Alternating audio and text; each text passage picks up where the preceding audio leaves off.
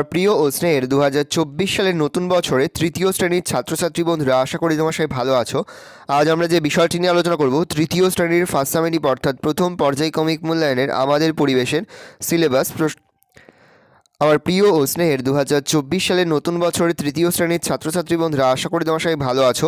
আজ আমরা যে বিষয়টি নিয়ে আলোচনা করব, তৃতীয় শ্রেণীর ফার্স্ট সামেটিভ অর্থাৎ প্রথম পর্যায়ক্রমিক মূল্যায়নের আমাদের পরিবেশের সিলেবাস, প্রশ্নকাঠামো এবং নমুনা প্রশ্নপত্র নিয়ে। প্রথমে তোমরা সিলেবাসটা দেখে নাও, কী কী বিষয় তোমাদের ফার্স্ট সামেটিভ অর্থাৎ প্রথম পর্যায়ক্রমিক মূল্যায়নে থাকবে। তোমাদের প্রথম পর্যায়ক্রমিক মূল্যায়নের ক্ষেত্রে ফুল মার্কস থাকবে 10 আর সময় তোমার থাকবে 20 মিনিট। তবে একে দাগে রয়েছে শূন্যস্থান পূরণ করো, প্রতিটি বসতে মান হাফ করে, হাফ গুণ 4 = 2। প্রথম, পেটের অসুখে ড্যাশ জল খুবই উপকারী, উত্তর হবে ডাবের। তাহলে পেটের অসুখে ডাবের জল খুবই উপকারী। ড্যাশ খেলে সর্দি কাশির উপশম হয়, উত্তর লিখবে তুলসী পাতা। তুলসী পাতা খেলে সর্দি কাশি উপশম হয়। পেঁয়াজকলি হলো ড্যাশ বোটা, উত্তর হবে 20 বোটা। প্রশ্ন, ড্যাশ পিতল ও কাঁসার বাসন তৈরি হয়, উত্তর লিখবে টাঙ্গাইলে পিতল ও কাঁসার বাসন তৈরি হয়। 2 দাগে রয়েছে ঠিক উত্তরটির নিচে দাগ দাও, প্রশ্নের মান হাফ করে, হাফ গুণ 4 = 2। প্রথম, দম না নিয়ে খেলা হয় কবাডি, লুকোচুরি, ক্রিকেট, উত্তর হবে কাবাডি। পরের প্রশ্ন, ধানের যে অংশটি মানুষের খাদ্য সেটি হলো বীজ, খোসা, কাণ্ড, উত্তর হবে বীজ। হজমে সাহায্য করে মোচা, পেঁপে, কাঁঠাল, উত্তর হবে পেঁপে। প্রশ্ন, মানুষের পূর্বপুরুষ হলো শিল্পাঞ্জি, ঘোড়া, বেবুন, উত্তর হবে শিল্পাঞ্জি। তাহলে মানুষের পূর্বপুরুষ হলো শিল্পাঞ্জি। 3 দাগে রয়েছে কস্তমের সঙ্গে খস্তম মেলাও। কস্তমের যে দুধ, ধূত্র, পাকা শশা, চামড়া।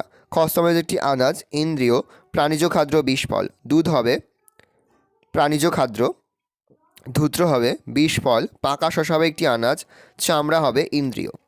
নিচের বিবৃতিগুলো সত্য না মিথ্যা লেখো। নারিকেল নিরস ফল, উত্তর হবে সত্য। রোজ দাঁত মাজলে দাঁত নষ্ট হয়ে যায়, উত্তর হবে মিথ্যা। 5 দাগে রয়েছে নিচের প্রশ্নগুলির পূর্ণবাক্য উত্তর দাও।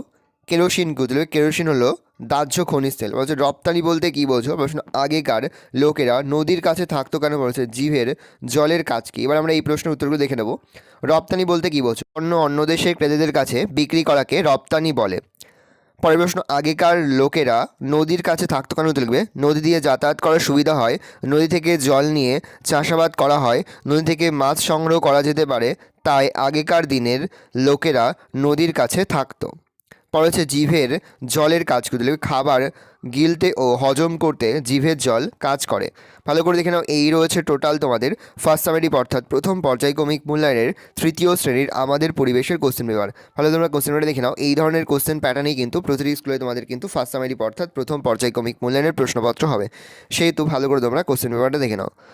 আশা করি ভিডিওটা ভালো লেগেছে। ভিডিওটা ভালো লাগলে ভিডিওকে লাইক করতে একদমই ভুলবে না। আর আমার চ্যানেল নতুন হওয়া লাল কালার সাবস্ক্রাইব প্রেস করে পাশে বেল আইকন সব প্রেস করবে, যখন নতুন কোনো ভিডিও আপলোড করি সবার ফার্স্ট নোটিফিকেশন তোমরা পেয়ে যাও। আর এই ভিডিওটি তোমার বন্ধু বান্ধবী আত্মীয়স্বজন সবার মধ্যে কিন্তু অনেক শেয়ার করে দাও যারা এবছর তৃতীয় শ্রেণীতে পড়ছে। আমরা কিন্তু ইতিমধ্যে তৃতীয় শ্রেণীর প্রতি বিষয়ের সিলেবাস, প্রশ্নকাঠামো এবং নমুনা প্রশ্নপত্র কিন্তু আপলোড করে দিই। তোমরা যদি এখনও পর্যন্ত সেই ভিডিওগুলো না দেখে থাকো, ভিডিওগুলো কিন্তু তাড়াতাড়ি দেখে নাও। তোমাদের সকলকেই জানাই আগাম পরীক্ষার অনেক শুভেচ্ছা এবং অভিনন্দন।